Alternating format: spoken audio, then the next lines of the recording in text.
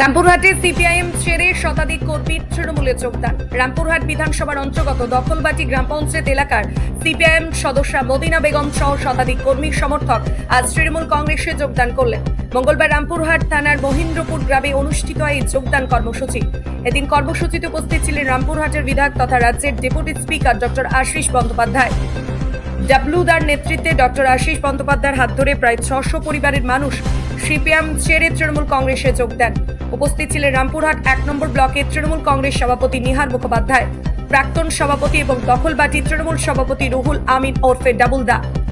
তৃণমূল নেতৃত্বের দাবি, মমতা বন্দ্যোপাধ্যায়ের উন্নয়নমূলক কর্মসূচি অভিষেক বন্দ্যোপাধ্যায়ের সাংগঠনিক দক্ষতার উপর ভরসা করে ব্যাপক যোগদান হয়েছে। এই যোগদানের ফলে গোটা অঞ্চলে তৃণমূল আরও শক্তিশালী হলো বলে মনে করছে রাজনৈতিক মহল।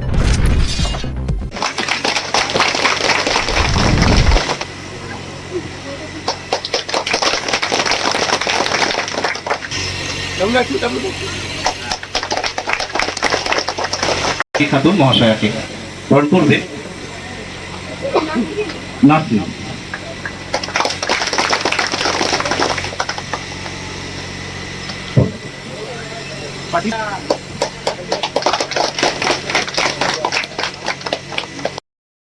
তারা ভোটের ময়দানে লড়াই করতে চাইছেন এবং সাম্প্রদায়িক খেলা খেলতে চাইছেন। আমাকে অনেকেই চিনবেন, এখানকার অনেক ছেলেরা আমার সঙ্গে লেখাপড়া করেছেন, খেলেছেন, আমার বন্ধু বান্ধবরা আছে এখানে, অনেকের সঙ্গে দেখাও হলো যে আমাদের মধ্যে হিন্দু মুসলিম কোনো ভেদাভেদ নেই। আমরা একই সঙ্গে পড়েছি, একই সঙ্গে খেলেছি, একই খেলায় খেয়েছি। আমাদের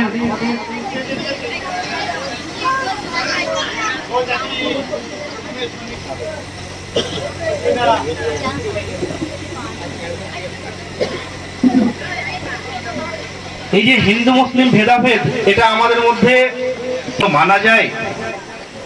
বন্ধু, রাজনীতি করতে হলে আপনি ময়দানে এসে দেখিয়ে যান যে কে কত ভালো রাস্তা তৈরি করতে পারে, কে কত কিলোমিটার রাস্তা তৈরি করতে পারে।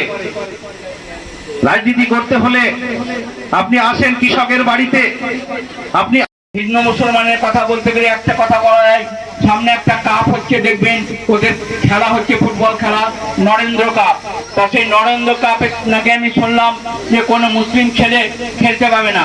তা আপনারা বলুন তো, কিছুদিন আগে ইংল্যান্ডের সঙ্গে ভারতের একটা সিরিজ হয়েছিল, যেখানে বল করছিলেন মোহাম্মদ সিরাজ, এক রান দরকার, এক বল, সেখানে একটাই উইকেট, 9 উইকেট পড়ে গেছে ইংল্যান্ডের।